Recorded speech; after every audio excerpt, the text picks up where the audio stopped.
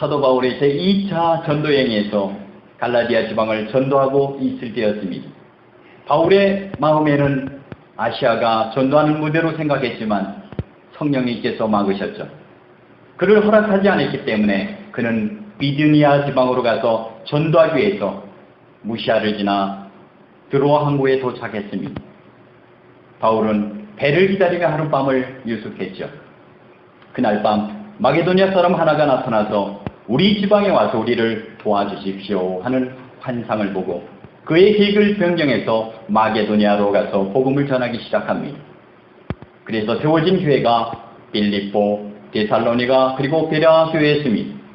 여기 빌립보와 데살로니가 그리고 베레아는 지금 우리가 쉽게 발견할 수 있는 그리스의 작은 도시들입니다. 물론 그 당시에는 로마의 식민지였죠.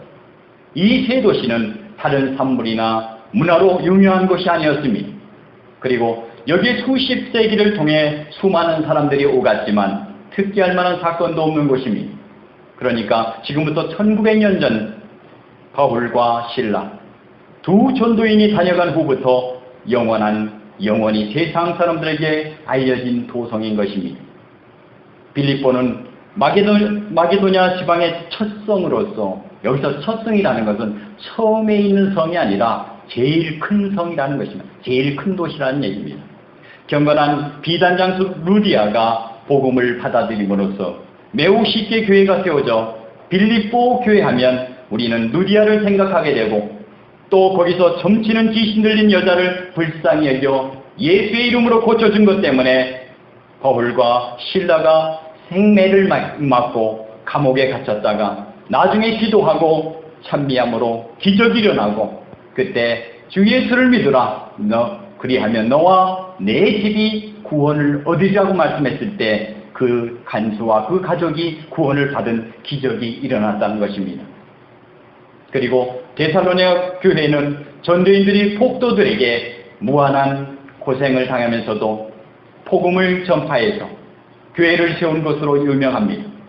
이 빌립보와 데살로니가는 성경 안에서 바울이 보낸 편지가 있기 때문에 우리가 잘 기억하고 있는 서신입니다. 그러나 같은 마게도니아 지방이면서도 성경에 두세 번 지명으로 나타나는 베레아는 무엇으로 유명했습니까?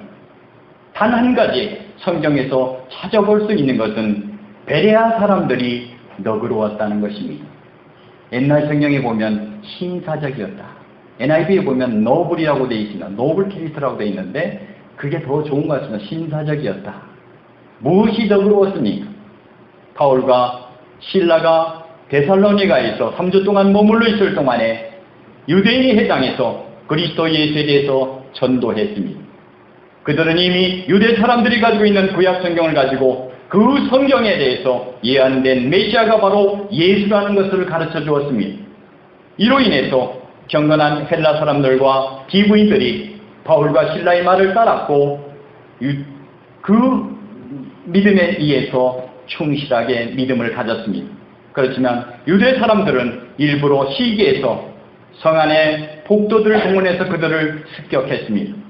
이때 마침 바울과 실라는 야손이라는 사람의 집에 유하고 있었지만 그 집을 습격했을 때 때마침 바울과 실라가 외치라고 없었습니다.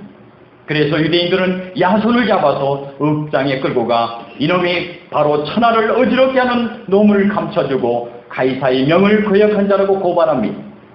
그러나 그들의 목적은 바울과 실라를 해코지 할 목적이기 때문에 야손은 신분이 확실하여 언제나 출석을 요구할 때 응할 것을 다짐하고 보석으로 석방됩니다.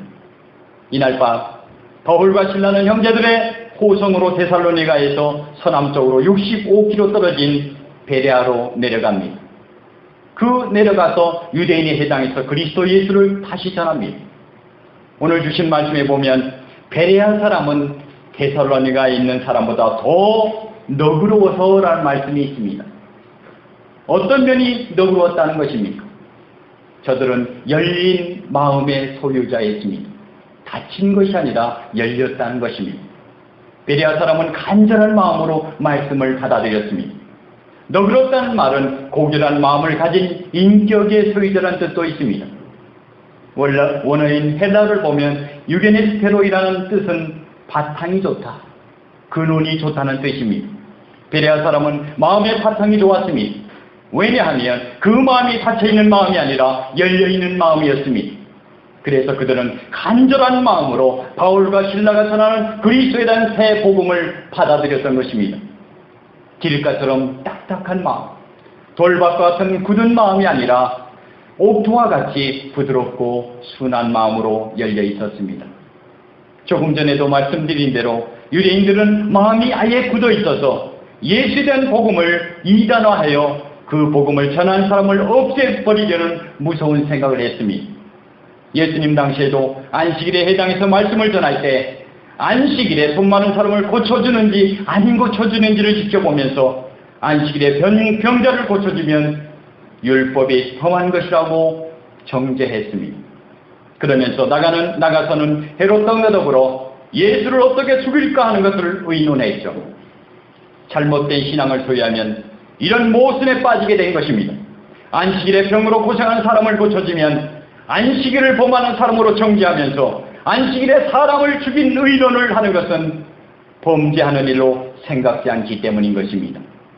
그러나 베레아 사람은 마음의 문이 열려서 메시아를 대망하는 간절한 마음이 있었습니다. 사랑하는 여러분, 진리를 받아들이는 마음을 가지는 것이 우리에게 중요한 것입니다. 많은 사람이 자기 의에 대한 기준 때문에 객관적인 진리에 대해서 문을 닫고 있는 경우가 많이 있습니다. 이런 닫힌 마음의 소유자에게는 진리가 들어갈 수가 없는 것입니다. 그리고 베레아 사람들은 진리를 대하는 태도가 진지했습니다. 11절 하반절에 보면 이것이 그런가 하여 날마다 성경을 상고했다고 했습니다. 베레아 사람의 마음이 열려 있다고 해서 아무 것이나 비판 없이 알아보지도 않고 받아들인 것이 아닙니다. 그들의 마음이 간절하다고 해서 맹목적으로 날뛰는 광신자들도 아니었습니다. 그들의 마음은 문을 열고 진리의 말씀을 받아들일 준비를 갖추어 바울과 실라의 말씀을 들었습니다. 그러나 정말 그들의 전하는 말씀이 구약의 예언자들과 예언과 부합한지 아닌지를 알아보기 위해서 날마다 성경을 상고한 것입니다. 여기 상고한다는 말은 깊이, 자세하게, 광범위하게, 그리고 정확하게라는 뜻이 있습니다. 그들은 바울과 실라의 전도를 구약 성경의 예언이 메시아인지 아닌지를 고찰하기 위해서 진지한 노력을 했습니다. 그들은 반대하기 위해서 비평한 것이 아니라 믿기 위해서, 믿되 확신을 가지고 믿기 위해서 마음의 문을 열고 진지한 고찰을 한 것입니다. 오늘 우리 한국교회는 100년이 지난 역사를 가지고 일찍이 선교 역사상 그 유래를 찾기 힘들 정도로 교회가 부흥해서 세계교회의 주목의 대상이 되고 있는데 왜 진리 아닌 허망한 데 쏠려서 사회의 무리를 일으키는지 모르겠습니다. 이것은 정말 부끄러운 일입니다. 그 중요한 이유 중에 하나가 하나님의 말씀과 본질과 참 진리를 알려고 하는 간절한 마음과 그것을 확인하려는 진지한 마음이 부족하기 때문이라고 생각합니다. 우리는 하나님 말씀을 열린 마음으로 받아들이고 그 말씀을 진지하게 이해하려고 힘써야 하는 것입니다. 우리 한국교회에 흔히 있는 말 중에 덮어놓고 믿자는 말이 있는데 그것은 바람직하지 못한 말입니다. 성경을 펴놓고 믿어야지 덮어놓고 믿으면 어떻게 합니까? 말씀을 상고하고 믿어야지 알아보지도 않고 믿으면 어떻게 합니까? 조심해야 할 일입니다. 더구나 베레아 사람은 신앙적이었습니다. 이처럼 간절한 마음으로 마음의 문을 열고 마음을 받아들여 진지하게 진리를 상고할 뿐만 아니라 그 말씀을 믿을 때, 그 말씀을 받아들일 때 그 말씀대로 살려고 힘썼습니다. 이렇게 베레아의 전도가 성공적이었을 때 유대인들이 또 복도들을 선동해서 160리나 되는 베레아까지 와서 사도들의 복음 전도를 방해했습니다. 그러나 베레아 사람들은 조금도 동요되지 않고 자기들의 소신을 지킬 뿐만 아니라 바울을 호위해서 복도들의 위험을 피하도록 헬라인 수도 아덴으로 모셔다 드렸습니다. 그러고 보면 베레아 사람들의 신앙은 머리의 신앙이 아니라 있을만의 신앙이 아니라 실천과 봉사의 신앙이었던 것을 볼 수가 있습니다. 사도행전 20장 4절에 보면 바울이 예루살렘으로 올라갈 때 그와 동행한 사람 중에 브로의 아들 소바다가 있었는데 그 사람은 베레아 사람이었습니다. 이 사람은 바울과 함께 예루살렘에 올라가 이방 사람도 구원을 얻었다는 사실을 증거하기 위해 힘쓰게 된 것입니다. 이 베레아는 헬라에 멀지 않았기 때문에 헬라인도 많이 와서 살았고 헬라의 문화가 많은 영향을 끼친 곳입니다. 그러니까 일반적으로 베레아 사람들은 지성적이었습니다. 그러나 그들은 그리스도의 복음을 겸손한 자세로 받아들였고 말씀대로 살기 위해 힘썼던 것입니다. 그렇게 볼 때 베레아 사람들은 지성과 감정 그리고 의지를 다 동원해서 그리스도의 복음을 받았고 복음을 생활하였다고 볼 수 있습니다. 바른 신앙이란 지적인 면과 감정적인 면 그리고 의지적인 면이 함께 균형을 이루어야 소위 인격적인 신앙이 되는 것입니다. 너무 지성적이면 차가워지고 그래서 교만하기 쉽고 너무 감정적이면 광신자가 되어 탈선하기 쉽고 너무 의지적이면 현실주의자가 되어 방종한 사회사업가 되어 버리기가 쉽습니다. 그렇다면 바른 신앙이 무엇입니까? 어느 한편으로 치우치지 않아야 하는 것입니다. 그래서 하나님께서는 약속의 땅을 향해 나아가는 여호수아에게 이렇게 말씀하셨습니다.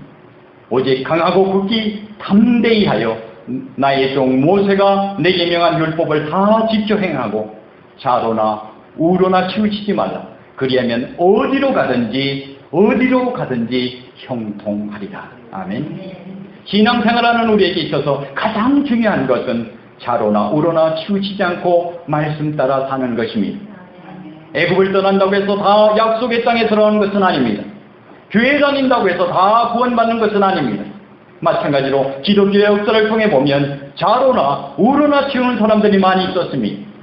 신약시대에도 어떤 사람들은 예수를 믿지만 다시 말해서 복음을 믿으면서도 모세의 율법과 의식을 지켜야 된다고 하는 사람들이 있었던 것을 우리는 기억합니다. 이런 것을 시정하기 위해서 사도 바울이 로마서와 갈라디아서를 쓴 것이 아닙니까? 또 어떤 사람들은 세상의 지식이나 철학 방면에 치우치는 사람들이 있었습니다. 그래서 이런 것들을 바로잡기 위해서 사도 바울은 고린도전서와 골로새서 같은 서신서를 쓴 것입니다. 그런데 이렇게 치우치는 사람들이 옛날에만 있었던 것이 아니고 오늘 우리 주변에도 얼마든지 있습니다. 예를 들면 어떤 사람들은 신앙이 너무 감정적인 면으로 치우치는 경향이 있는 것 같습니다. 물론 감정을 무시한 신앙생활이란 있을 수가 없습니다. 그러나 그 감정이 너무 치우쳐서는 안 된다는 것입니다. 하나님 앞에 드리는 예배가 너무 소란해서는 안 됩니다. 영과 진리로 예배하는 예수님의 말씀과 모든 일에 질서가 있게 하라는 사도 베드로의 교훈에 맞아야 하는 것입니다. 예배가 인도하는 사람의 개인적인 쇼나 참석한 사람들의 흥분된 분위기로 끝나면 그것은 하나님께 드리는 예배가 아니라 사람들끼리 모여서 하나님의 이름을 팔아 흥행하는 것에 지나지 않을 것입니다. 그리고 병 고치는 일도 그렇습니다. 우리는 성경 말씀대로 하나님의 은혜로 병이 나는 것을 믿습니다. 이것을 우리가 알고 체험합니다. 아마 우리 가운데 그런 체험을 하신 분이 이 자리에 계실 줄 믿습니다. 그러나 이것도 치우치면 안 됩니다. 우리가 앓는 병은 사도 바울이 말씀하신 대로 사탄이 보낸 육신의 가시입니다. 병 자체는 하나님이 직접 원인이 될 수 없습니다.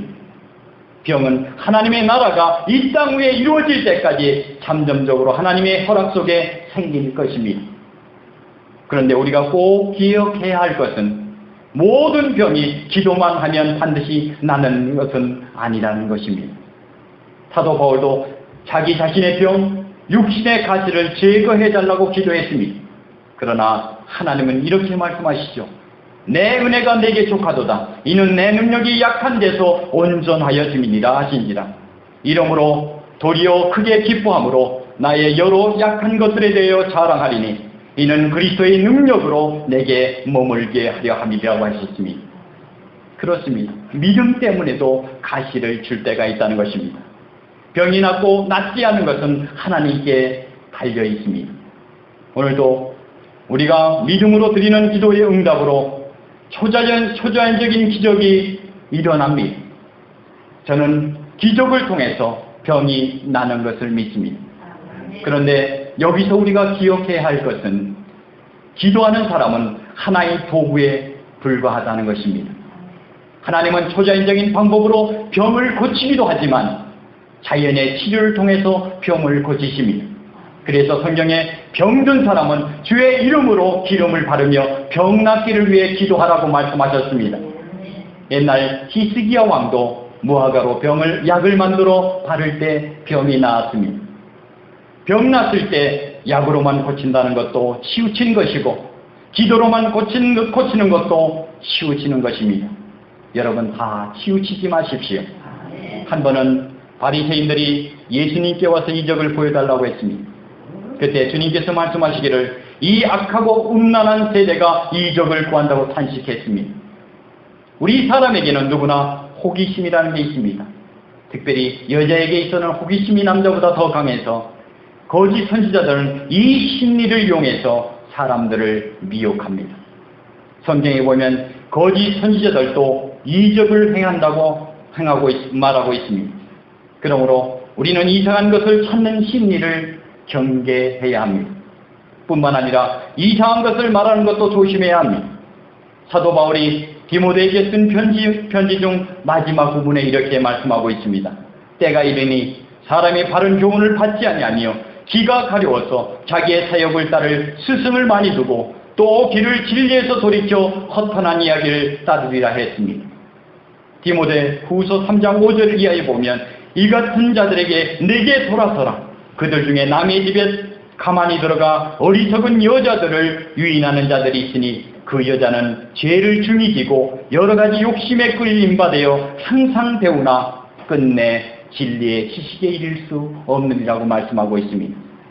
남자뿐만 아니라 여자뿐만 아니라 우리 모두가 경계해야 되는 것입니다. 그동안 듣지 않았던 말, 듣지 못한 해석, 소위 기성교에서 듣지 않는 이상한 말을 한다고 해서 무조건 따라다녀서는 안 됩니다. 요즘 사당역에서 이수역까지 가노라면 신천지나 탄을 아십니까 하고 유혹의 손길을 많이 뻗치고 있습니다. 소위 이단에 빠져서 가정이 파괴된 현상이 일어나고 영영이 돌아오지 않는 강처럼 남남으로 살아가는 가족들이 얼마나 많은지 모릅니다. 그래서 오늘도 이상한 말로 우리를 미혹하는데 현혹되지 말고 치우치지 말고 바로 알고 믿음의 생활을 하시기 바랍니다. 예나 지금이나 말세에 대해서 강조하고 있습니다. 그러다 보니까 예수님의 재림을 언급하게 되고 그게 시중하다 보니까 예수님이 언제 오신다고 날짜까지 잡아놓고 있습니다.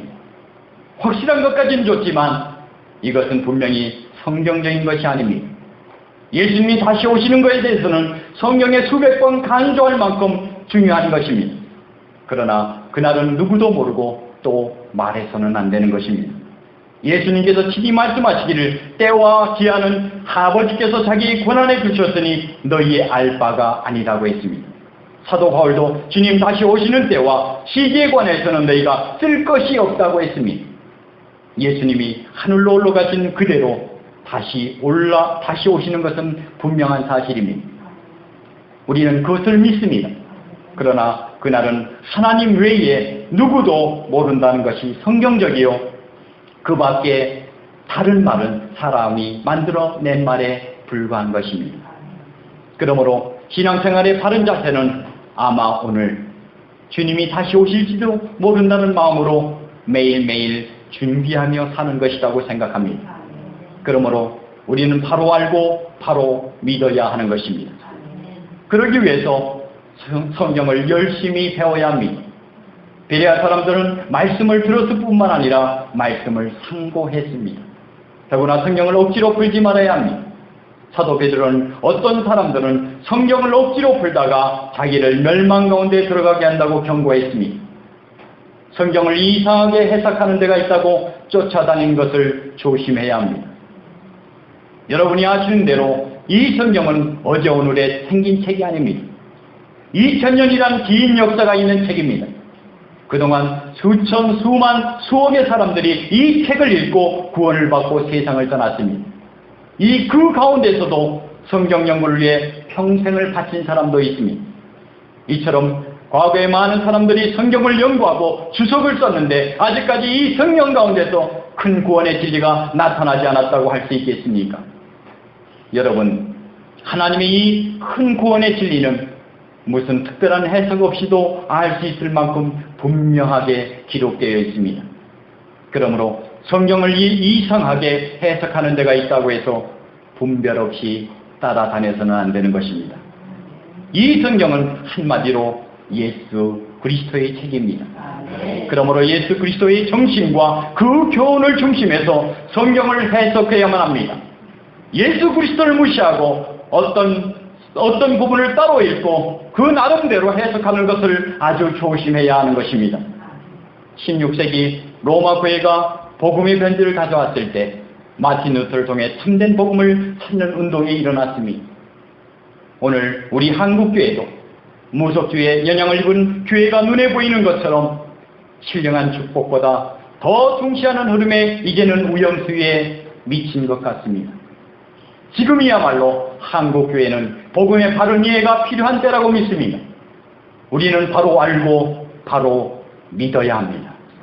바로 믿는 것이 무엇입니까? 우리가 똑바로 삶을 사는 것입니다. 기독교는 윤리적인 종교인데 윤리를 벗어난 기독교는 사교에 불과한 것입니다. 어떤 분은 하나님의 일을 한다고 밖에 나가 분주하게 돌아다니면서 자기의 영혼과 가족을 등한시하는 경우가 많이 있습니다. 이것은 바로 믿는 것이 아닙니다. 하나님의 일도 중요합니다. 교회 일에 봉사하는 것도 중요합니다. 그런데 가정을 관리하는 것도 하나님의 일입니다. 가정을 보살필 줄 모르는 사람이 어떻게 교회를 돌볼 수 있겠습니까? 가정일 잘 돌보는 사람이야말로 교회 일도 잘 돌보는 것입니다. 디모데전서 3장 5절에 보면 사람이 자기 집을 다스릴 줄 알지 못하면 어찌 하나님의 교회를 돌보리요 했습니다. 우리 교회에서 늘 강조하는 바입니다만 교회 일과 또 가정 일도 열심히 하셔야 됩니다. 그러나 가정생활에 지장이 되지 않을 정도로 해야 합니다. 직장생활에 지장이 있으면 교회에 봉사하는 것은 잘하는 것이 아닙니다. 예수 믿는 사람은 가정에서는 훌륭한 아버지, 모범적인 어머니, 훌륭한 남편, 현숙한 아내, 직장에서는 유능한 사원, 학교에서는 공부 잘하는 학생, 사업계에서는 성공적인 사업가, 정계에서는 신뢰받는 정치인이 되어야 하는 것입니다. 아무쪼록 우리 모두 바로 알고 바로 믿어서 하나님의 자녀로 예수님의 제자로 말씀대로 살아서 하나님께 영광이 되고 세상에는 본과 백인에는 귀한 성도들이 되기를 주의 이름으로 축원합니다. 기도하겠습니다.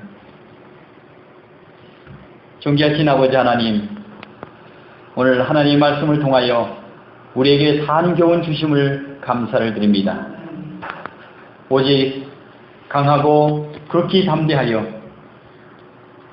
나의 종 모세가 내게 명한 율법을 다 지켜 행하고 좌로나 우로나 치우치지 말라 그리하면 어디로 가든지 형통하리라고 말씀하셨습니다.